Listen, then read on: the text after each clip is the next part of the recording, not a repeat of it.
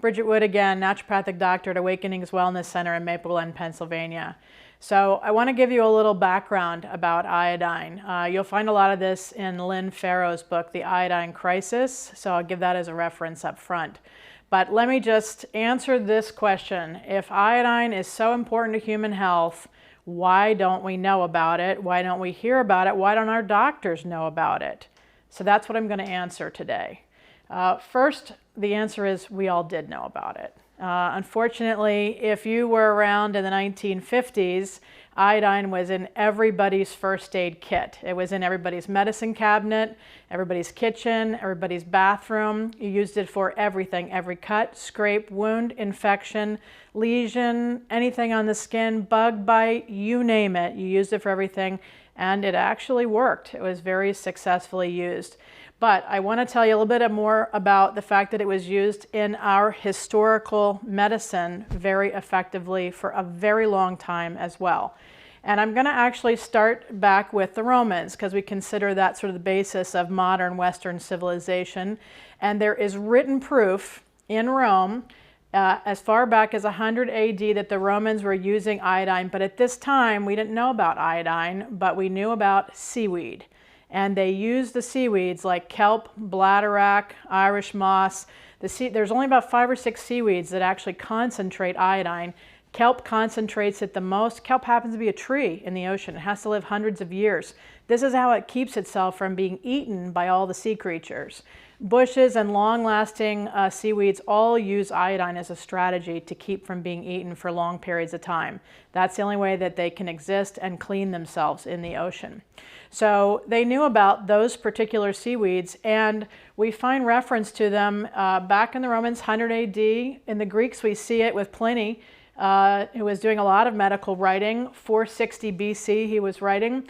In Egypt, we find papyruses about the use of seaweeds and medicine very explicitly for certain conditions. And that goes back to 1550 BC. In China, they have a very long written history of medicine. I think it was the Green Emperor sent out people all over China to gather all of the knowledge of the lay people who were actually practicing in the natural medicine arts. And then they documented everything, and it was kept in the central places. So we actually know from their medical records as far back as 2700 BC, the critical importance and use for seaweed in so many conditions. It's unbelievable. And specifically what seaweeds they found worked, all the ones we know today. But even crazier than that, recently there was an archaeological dig where they identified remains from medicine men. They actually found a whole setup for medicine men, and they were toting around these specific seaweeds 56 miles inland in Chile in a place called Monteverde in a cave. They find these specific seaweeds, which they would have had to walk at least 56 kilometers with, but some of those seaweeds wouldn't have even been available 56 kilometers away. They would have had to carry them from hundreds of miles away. So they were actually trading in these seaweeds for medicine. 15,000 BC is when those remains were dated. That just gives you an idea that man has always known about iodine in the form of seaweed. Now, it starts to change because we discover iodine, I think it's about 1811, as a vapor. Basically burning seaweed, they discover it. But now we start to get a little more sophisticated. In 1829, this is the first very safe, very bioavailable solution of iodine. It's created by Jean Lugel. He's a French physician, and it is still used to this day because when you get it right, it's right for then and all time. So this is 1829, very well documented and still available in Amazon.com today. Anything that's called Lugol solution, Lugol''S solution, it'll be a 2%, a 5%. You can't really find 10% or 15% solutions anymore, but I'm going to explain what they are. So it's very simple. He discovered that 2% of the solution of distilled water, you put 2% of it would be iodine. But he needed to put in 4% potassium iodide, which is a very bioavailable reduced form of iodine.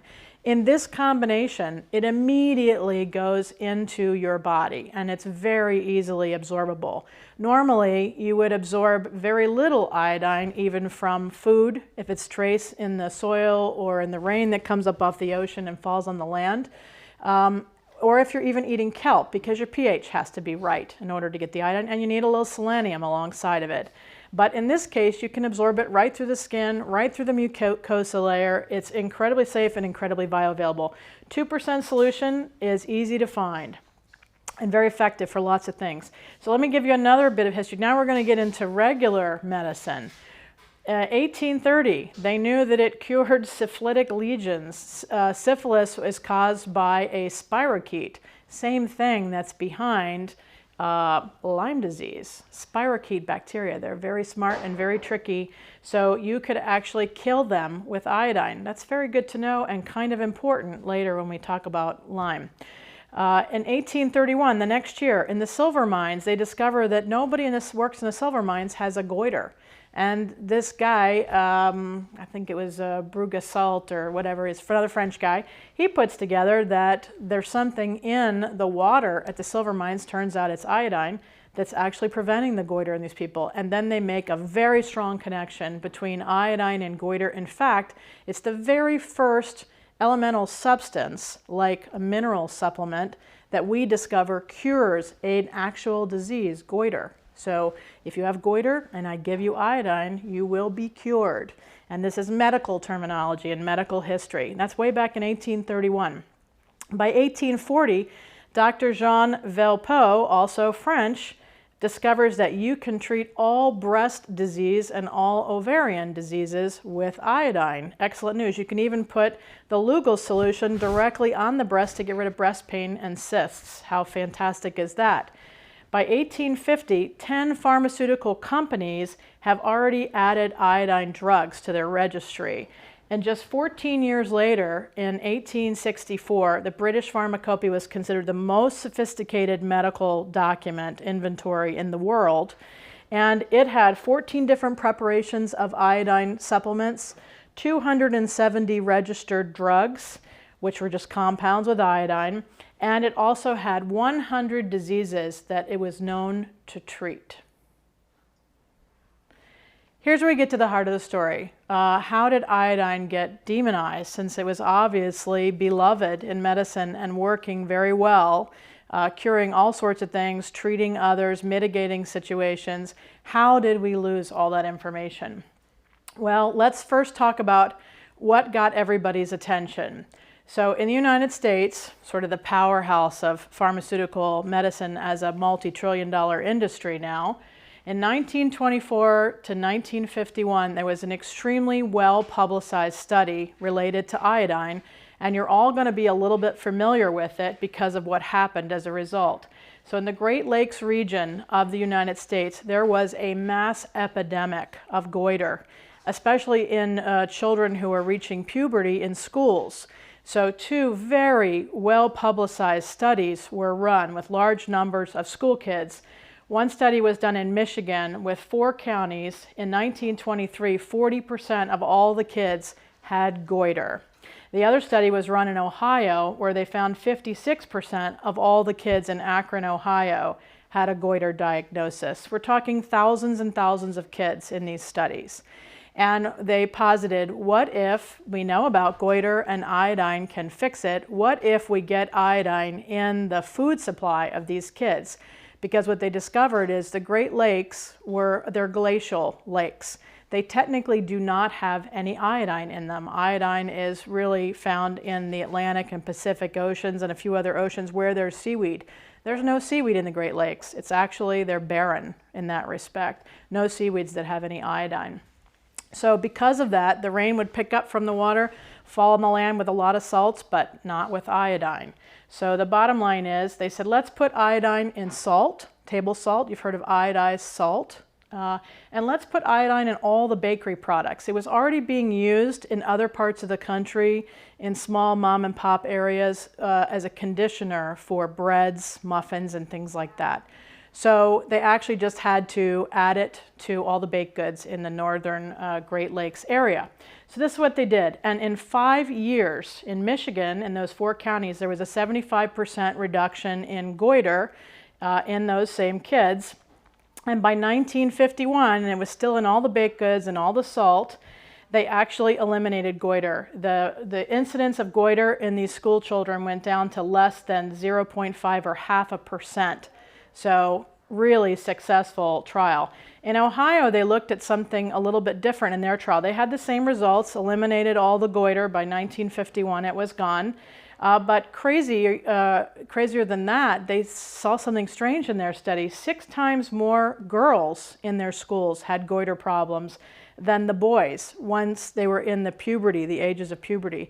And they asked the question, what's going on? And the answer that they got to that, which was also well publicized, was that this is the time when girls are growing breasts. They need a lot of extra iodine for that. So that was the solution to this problem. They said, aha, so women need iodine for breast development, actually sexual development. Oh, we need it for metabolism. Oh, we need it for our thyroid.